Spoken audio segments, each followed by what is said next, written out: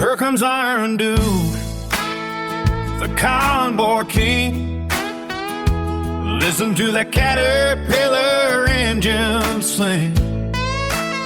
He's pulling in here to tell a tale. So y'all gather round and listen well. It was a warm summer night in 1976, somewhere along old Route 66. The neon lights of a little roadside diner flickered in the darkness. The sign read, "Tommy's Place, eat 24 hours." And outside in a gravel lot sat a line of rumbling big rigs cooling off after a long haul. One of them belonged to a trucker known on the CD as Iron Duke. Duke had just rolled in after 9 straight hours of chasing the white lines across the desert. His Peterbilt ticked and cooled in the night air as he climbed down from the cab, stretched his back, and headed toward the glow of the diner.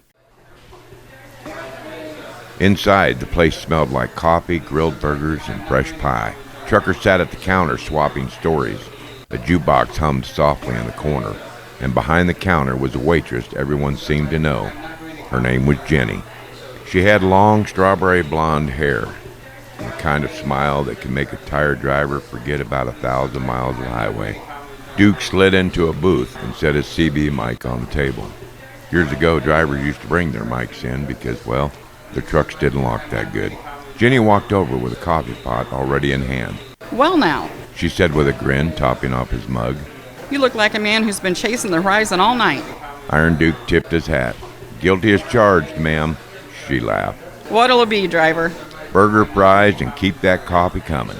Jenny leaned on the table for a moment. "Let me guess, you're one of those convoy drivers rolling through the night." Duke smiled. "Well, it seems word travels fast." "Truckers talk, especially when there are 20 of you parked outside." For the next half hour, the two of them talked like old friends. About the road, about the strange places truckers see at 3 in the morning, about the life between mile markers. And for just a little while, Iron Duke forgot about the long haul waiting on him. Eventually, he finished his coffee and stood up to leave. Jenny brought the check and slid it across the table. "You be careful out there, Duke." He tipped his hat again and headed for the door. But before he stepped outside, she called after him. "Hey, Duke. He turned around. If you ever roll through Route 66 again, Tommy's Place will always have a hot coffee waiting for you." Iron Duke smiled. "Well now, that might just be the best reason I've heard to run this road again." And with that, he stepped back into the warm desert night, climbed into his truck, and rolled back into the highway. But somewhere between the rumble of the engine and the glow of the dashboard lights, Iron Duke had a feeling he'd be passing through Tommy's Place again someday.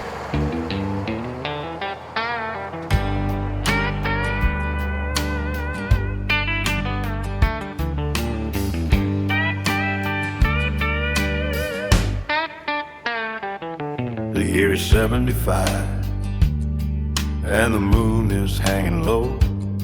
I got a heavy load of freight with 1,000 miles to go. Been behind the steering wheel since back in 65. It's the diesel in my blood that keeps this man alive. I climb into the cab